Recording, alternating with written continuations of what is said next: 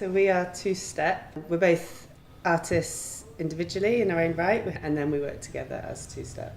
My practice is centred around painting, but also delves into printmaking and installation, sculpture, and it has quite a socially engaged core, I would say. So I develop projects with participation and accessibility at their core.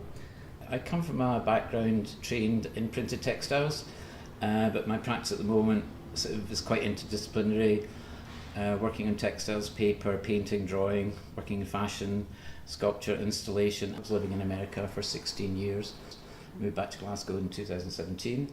I was facilitating a residency at the House for the Art Lover Student Pavilion. Beth was participating in her own residency. I saw a drawing that Beth made and I thought, it's a really nice drawing, really like that drawing. So it was this sort of back and forward dialogue through sort of looking at our work that we really first connected. I think we first started working in here in Glasgow Print Studio in 2018.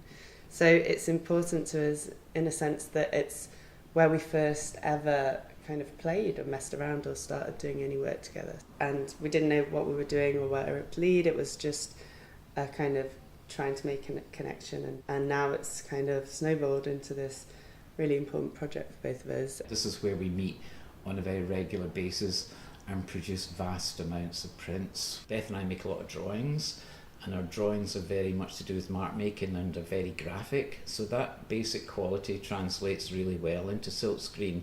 We don't use any photographic processes, it's all hand drawn. We draw directly onto basic sheets of tracing paper, not even film, using acrylic paint, opaque markers, sometimes China graphs, cut paper. So it's really physical, it's really fast.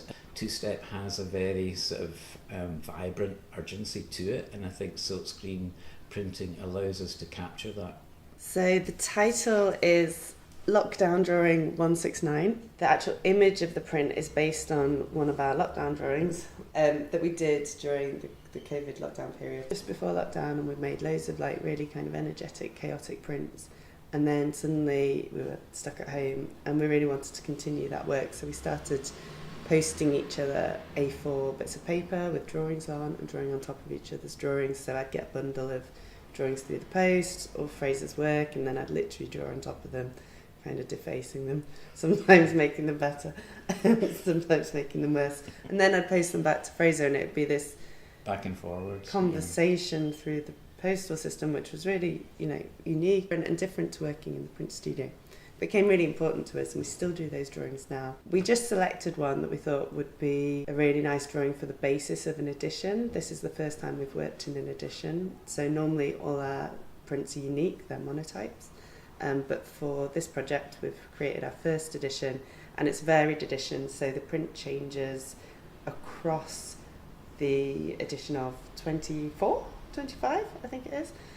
So it changes slightly, but there's this kind of one screen that is present in every single one, isn't there? That's right, yeah.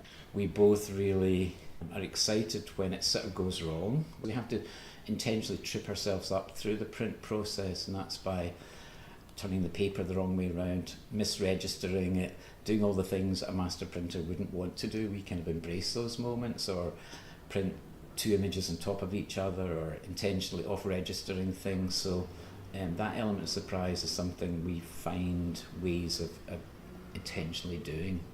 And we trust the process, don't we? Because I think we know we don't overthink it before we start, and we don't over plan it, because we know that things will come out in the process that'll be really interesting. So we've learnt to trust that.